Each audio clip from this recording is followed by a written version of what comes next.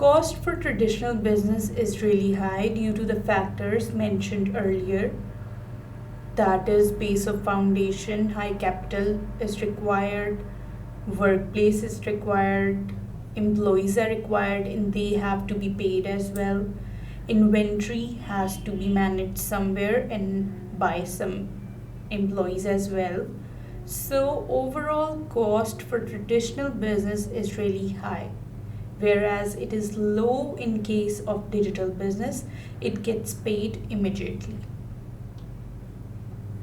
As far as timing is concerned, if you are involved in a traditional business, all day long is required. You cannot engage yourself in other activities.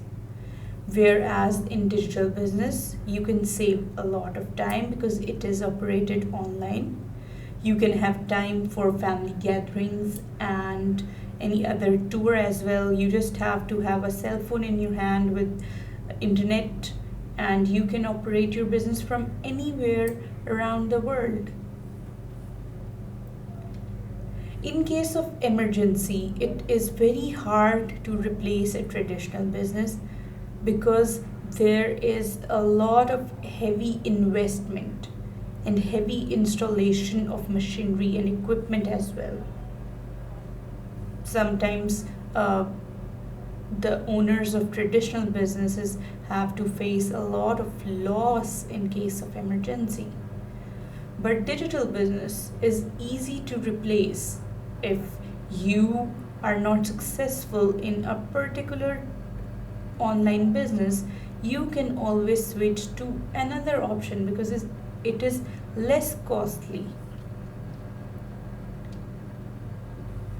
Customer reach, yes, if you go to any traditional business, a shop or barber shop or any grocery store near your home, you have to think about their closing time or opening time before going. Whereas digital business is 24 hours.